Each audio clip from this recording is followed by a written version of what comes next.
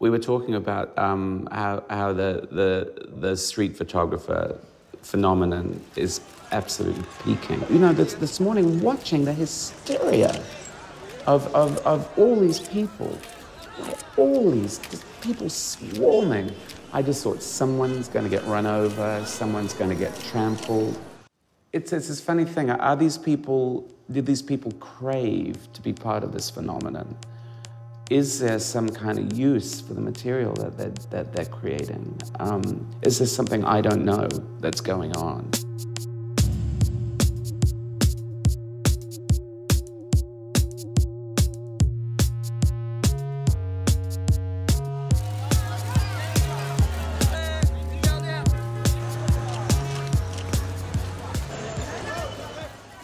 We first started filming fashion. Just first started going backstage in 1989.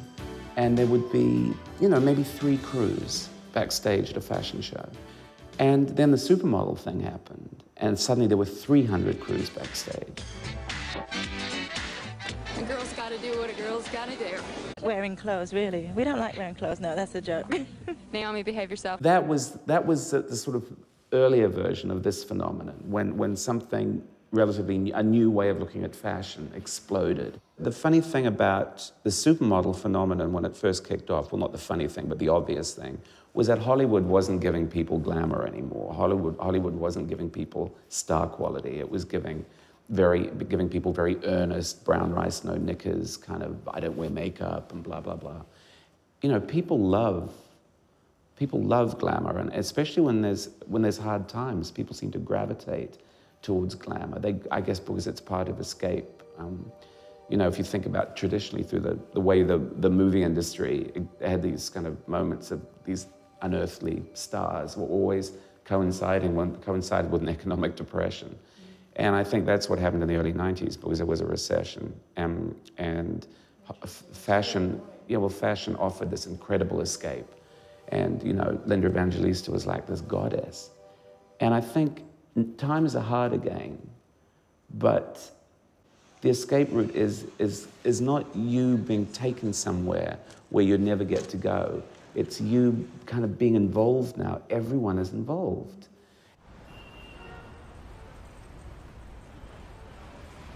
I think what's more bizarre is now that the sort of number of photographers has kind of outstripped the people, and so you see the most banal people being photographed.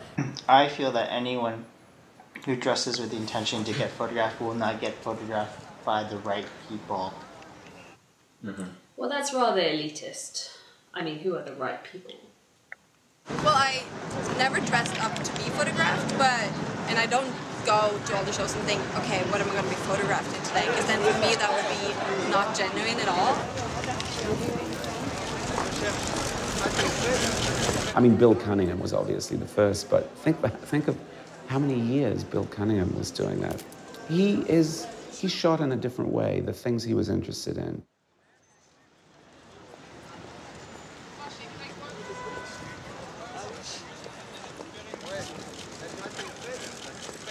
Tommy, he's an incredibly good photographer, incredibly good at capturing the essence of something.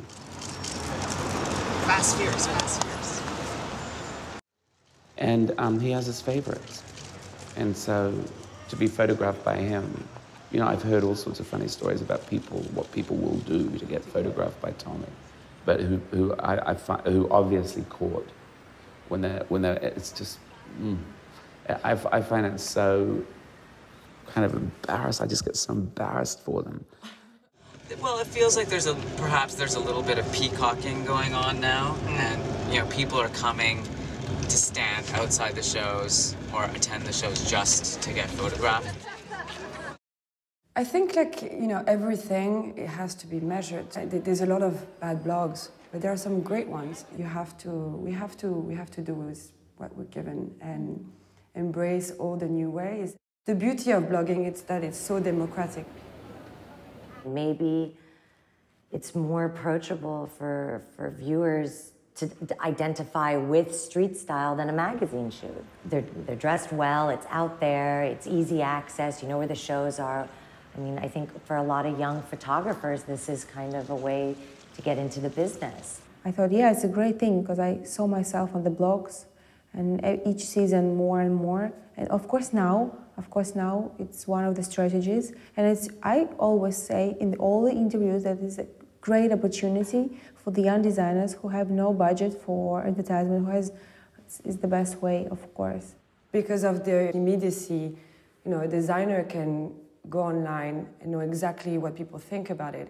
For us, it's really important for us to see the clothes that we're showing. You usually just see on a runway, on a model, in real life, to see it on a person, to see them wearing it kind of in their own way, in their own personal style. That's has always been really kind of personally satisfying for us. It's just really interesting for us when we design something, we kind of think about it as like a look, usually. I mean, it keeps on increasing. It becomes like sometimes absurd numbers of bloggers outside the shows.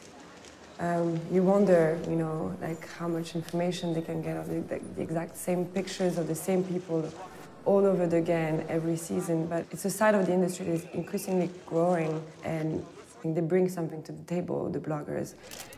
And then the other hilarious thing is bloggers taking photos of each other, which I find endlessly amusing. Every other season I'm normally quite obliging because I guess I know what it's like on the other side and what they're trying to do. So I started looking at the photos that I had taken in 2007 and 2008, and almost brought a tear to my eyes seeing the Tuileries just absolutely empty. Brought back a time when I could just sort of walk up to anybody, Annabella Russo or Corinne or Emmanuelle, Kate, and just say hi, how's it going? Build a rapport with the people I was photographing, and now it's become like trench warfare. Problem is there are so many photographers right now. They never say where they're from or what they're doing it for, and you don't recognise them, and they also ask you at the most inconvenient of times. I found it charming, and I thought for so many different kinds of people to be so enthusiastic about fashion, to have this level, this energy, this kind of enthusiasm, it's good for the industry. This season, I just thought, oh, enough. I've thought about this a lot, why this is the way it is now. Well, it's part of reality TV. It's part of no secrets about anything anymore because of Facebook and stuff like that. It's a world where everything is just on display the whole time. Everybody has a blog, everybody has a Facebook site, everybody, this, that, the other thing. You can be part of the dialogue, you're part of the process. I think in a funny way it's empowering, but it's empowering in that the way that reality TV has been empowering, that it elevates, it makes monsters. It doesn't make gods, it makes monsters. It's coarsened, but that's always the process, isn't it, with everything? I mean, you can't think of any leap forward that at some will leap forward, but that wasn't at some point, didn't at some point become a kind of parody of itself. But then what happens next? Please. What do you think here? Thank you. How are you? I see you broke out. One more time. Please, please. One more. Thank you.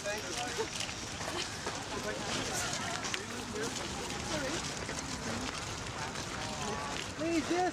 Please, we can be front of you. Yes, thank you.